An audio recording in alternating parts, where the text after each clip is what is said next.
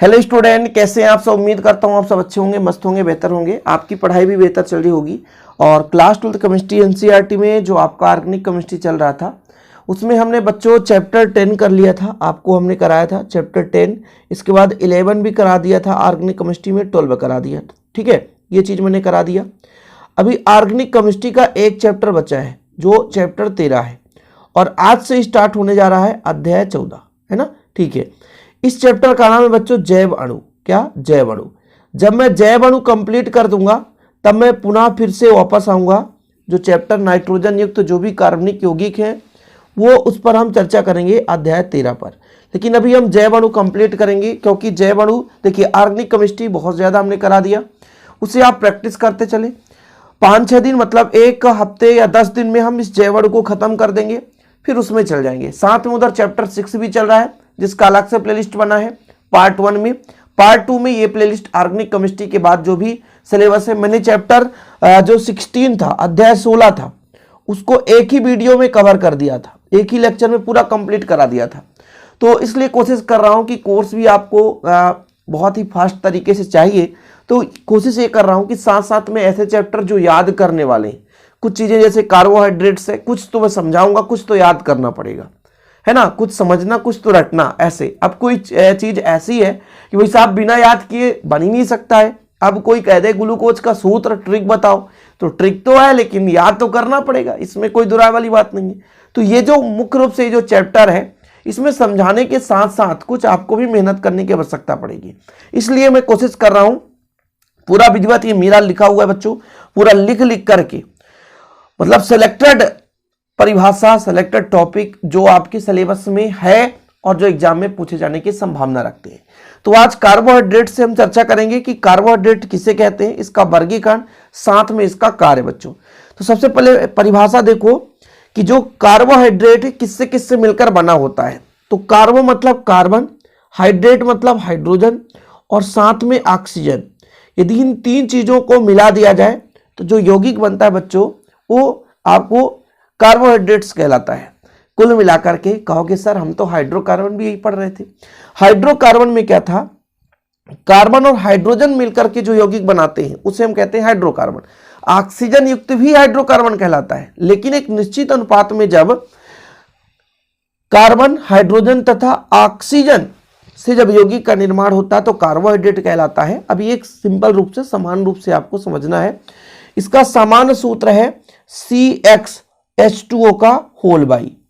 ये आप परिभाषा याद नहीं करें, ये जो दूसरा नंबर परिभाषा है ना, ये बिल्कुल याद करना है। एग्जाम में आएगा तो आप इतना तैयार करके लिखना है कि प्रकाश सक्रिय पॉलीहाइड्रॉक्सी एल्डिहाइड या कीटोन या वे पदार्थ जो जल अवघटित होकर इनका निर्माण करते हैं कार्बोहाइड्रेट कहलाते हैं। मतलब कहने का मतलब नहीं समझ पा रहे हो, है ना, कि भाई साहब ऐसे कुछ यौगिक जिनका जल अवघटन कराएं तो वो या तो पॉलीहाइड्रॉक्सी एल्डिहाइड दे दे या तो आपके पॉलीहाइड्रॉक्सी कीटोन दे दे, तो वे पदार्थ कार्बोहाइड्रेट कहलाते हैं।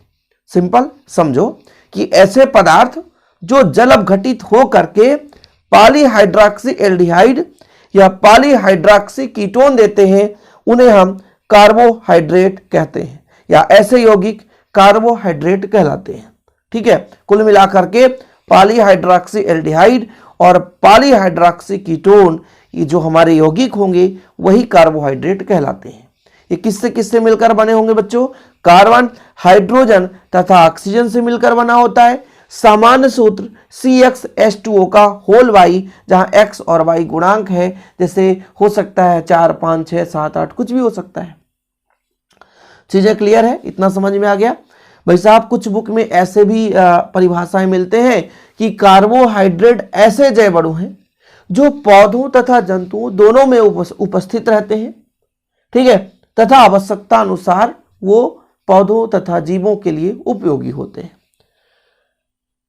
कोई दिक्कत तो नहीं है, ऐसी परिभाषाएं मिलेंगी कि कार्बोहाइड्रेट्स ऐसे जैव अणु हैं जो पौधे तथा जंतुओं दोनों में उपस्थित होते हैं, आवश्यकता अनुसार जीवों के उपयोग में लाए जाते हैं, तथा ये मुख्य रूप से कार्बन, हाइड्रोजन और ऑक्सीजन से मिलकर बने होते हैं। इसका सामान्य सूत्र आप देख लिए CxH2O का होल बाई। इतना काफी है बच्चों। तो कार्बोहाइड्रेट्स की यदि परिभाषा आती है तो इतनी लिखनी है, ठीक है। चलिए बात करते हैं बच्चों कार्बोहाइड्रेट्स में वर्गीकरण की। जब बात आ जाती है तो वर्गीकरण में जो आपका पहला वर्गीकरण है जल अपघटन के पश्चात उसके व्यवहार के आधार पर 3 भागों में बांटा गया है। जल अपघटन के पश्चात उसके व्यवहार के आधार पर 3 भागों में बांटा गया है। पहला जो आपका है मोनोसेकेराइड, क्या मोनो यानी सिंगल, मोनोसेकेराइड, ठीक है। दूसरा नंबर बच्चों ओलिगोसेकेराइड, क्या ओलिगोसेकेराइड। और जो तीसरा नंबर है वो आपका है पॉलीसेकेराइड, क्या पॉलीसेकेराइड। ये 3 भाग। देखिए मोनोसेकेराइड में इसमें जो भी हमारे पास हाइड्रोकार्बन होगा वो एकदम सबसे सरल हाइड्रोकार्बन होगा, यानी सूक्ष्म, कम से कम उसमें परमाणु उपस्थित होंगे। लेकिन वहीं पे जब ओलिगोसेकेराइड होता है तो इस मोनोसेकेराइड के यदि 2 से 10 कार्बोहाइड्रेट्स जोड़ दिए जाएं, यौगिक जोड़ दिए जाएं, तो फिर ओलिगोसेकेराइड का निर्माण हो जाता है।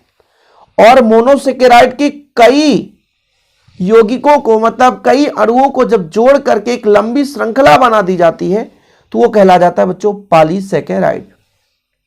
थोड़ा समझने की कोशिश करें, बहुत ही सिंपल है कि जब हम किसी कार्बोहाइड्रेट्स के सबसे सरलतम, सबसे सूक्ष्मतम इकाई की बात करते हैं, सबसे सरल इकाई की बात करते हैं, तो वो आपका कहलाता है मोनोसेकेराइड, जिसे हम सरल शर्करा भी कहते हैं।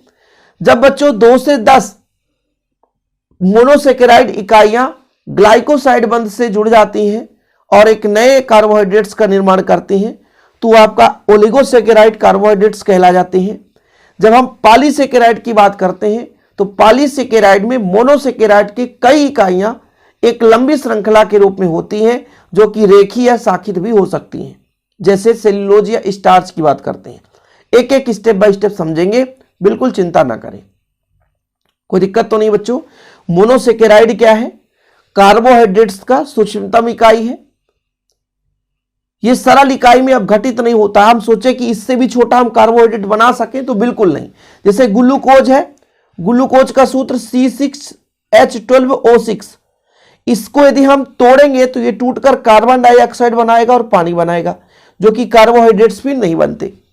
मतलब जो मोनोसेकेराइड जो भी होगा वो, और हम सोचे कि सरल इकाई में टूट जाए, अब घटित हो जाए, सूक्ष्मतम कार्बोहाइड्रेट्स का इकाई दे दे, तो संभव नहीं है बच्चों, बिल्कुल नॉट पॉसिबल। लेकिन जब ओलिगोसेकेराइड टूटता है तो मोनोसेकेराइड बनाता है।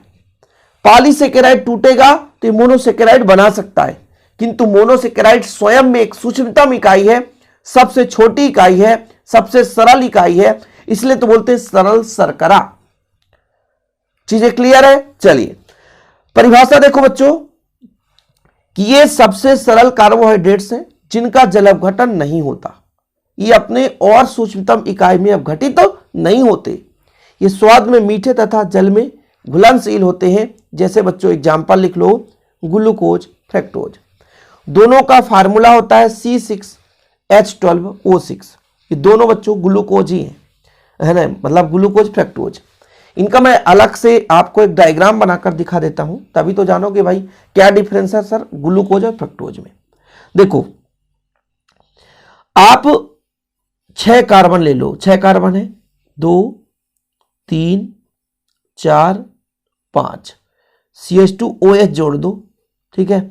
सबसे पहले मैं यहां पे ग्लूकोज बना देता हूं, इधर OH इधर OH, तो एक में OH तो इधर H जोड़ दो, ठीक है।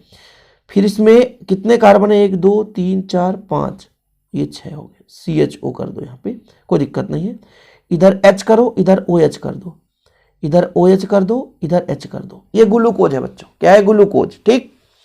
इसी प्रकार 6 कार्बन, 1 2 3 4 5 और 6, CH2OH हो गया। देखो OH है तो OH रहने दो, यहाँ पे OH है तो OH रहने दो, यहाँ पे H है तो H रहने दो, इधर OH सेम बना रहा हूं ना, सेम बना रहा हूं।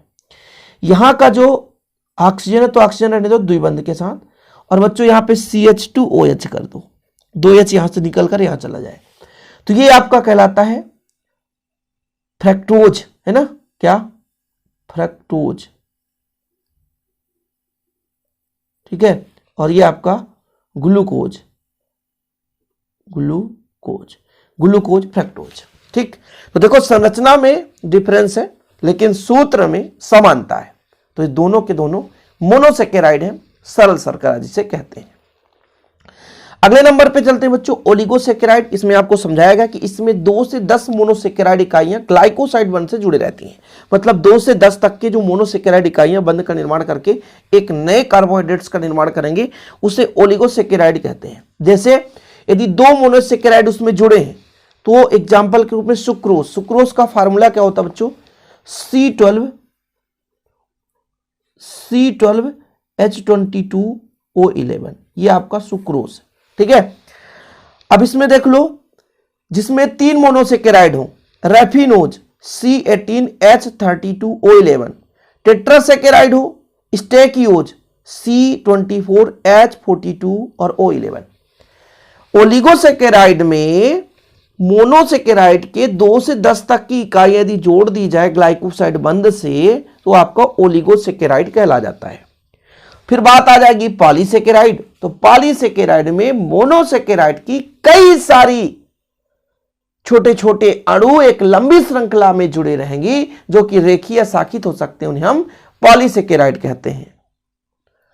तो आप पॉलीसेकेराइड की परिभाषा देख लो थोड़ा सा कि इसमें मोनोसेकेराइड, देखो पॉलीसेकेराइड की परिभाषा कि इनमें मोनोसेकेराइड्स इकाइयों की लंबी श्रृंखला होती है, ये रेखीय शाखित हो सकती हैं, ये जल से अपघटित हो जाती हैं। जैसे स्टार्च की योज, बड़ा खतरनाक है यार, स्टार्च योज है ना, ये है, और इसका होल एन कर दो, कई सारे अणु जोड़ दे। सेल्यूलोज स्टार्च, क्या सेल्यूलोज और स्टार्च बच्चों, ये हमारा क्या है, पॉलीसेकेराइड है। इसके बाद ये तो क्लियर है ना, ये चीज आप समझ गए होंगे, स्टार्च की ओज स्टार्च योज है, ठीक है, सेल्यूलोज स्टार्च, ये सब पॉलीसेकेराइड के अंतर्गत आते हैं बच्चों। इसके बाद बात करते हैं अब चायक प्रवृत्ति के आधार पर, मतलब कौन अपचयित कर देते हैं किसी को।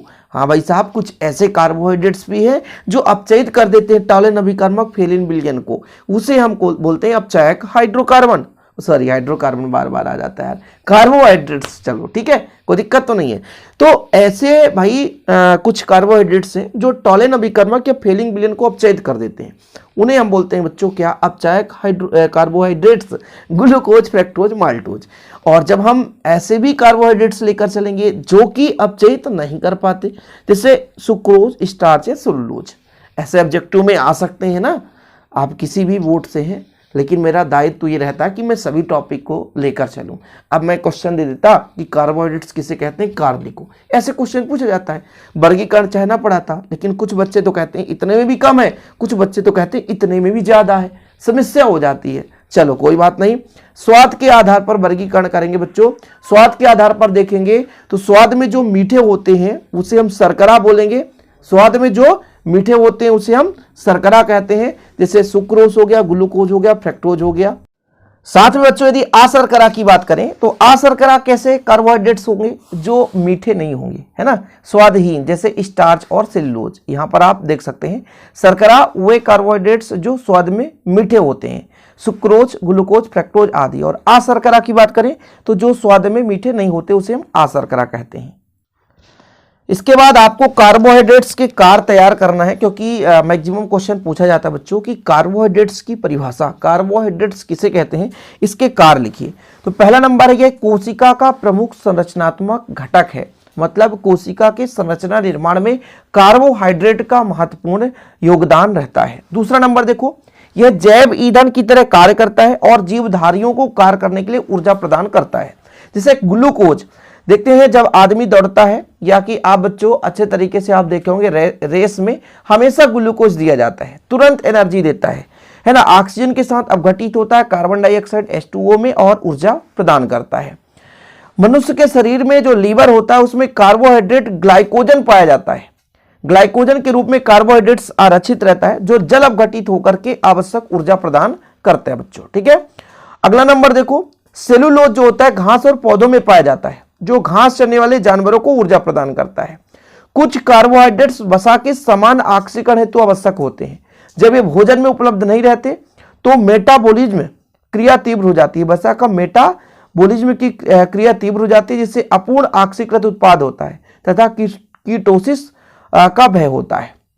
तो ये तो बड़ा लंबा चौड़ा है, लेकिन चार आप आसानी से तैयार कर सकते हो कि कार्बोहाइड्रेट्स के कार, जो चार कार हैं बच्चों, इनको आप तैयार कर सकते हो। ठीक, और यदि एक्स्ट्रा नॉलेज में आपको तैयार करना है तो कार्बोहाइड्रेट्स के स्रोत आप लोग तैयार कर सकते हैं कि पौधे से, गन्ना से मिलता है सुक्रोज सेलुलोज, अंगूर से और खजूर से सुक्रोज ग्लूकोज मिल जाता है, पुष्प पराग से फ्रक्टोज मिल जाता है शहद के रूप में, चावल गेहूं मक्का से स्टार्च मिलता है, दूध से लैक्टोज, मधुमक्खी से फ्रक्टोज और ग्लूकोज, लीवर से ग्लाइकोजन। भाई लीवर तो आप लोग पहले भी देखा कि लीवर में कार्बोहाइड्रेट्स जो है ग्लाइकोजन के रूप में आरक्षित रहता है, जो जल अपघटित होकर के आवश्यकता पड़ने पर ऊर्जा प्रदान करता है। तो स्क्रीनशॉट यदि लेना है कार्य का तो आप कार्य का स्क्रीनशॉट ले लीजिए और तैयार कर लीजिए। कार्य आपको तैयार करना ही करना है, क्योंकि बच्चों कार्य पूछा ही जाता है, इसलिए कार्य आपको तैयार कर ही लेना है। ओके, चलिए आज का ये लेक्चर समाप्त होता है। वीडियो पसंद आए तो लाइक करके शेयर करें। नोट्स लेना है तो 100 रुपीज चार्ज है वन सब्जेक्ट के। कॉन्टैक्ट नंबर मैं देता हूँ 9685299149, ये कॉन्टैक्ट नंबर है। हैंड रिटेन नोट्स आपको मात्र 100 रुपए में एक सब्जेक्ट के ऑल चैप्टर दिए जाते हैं। ओके बच्चों, जय हिंद, वंदे मातरम।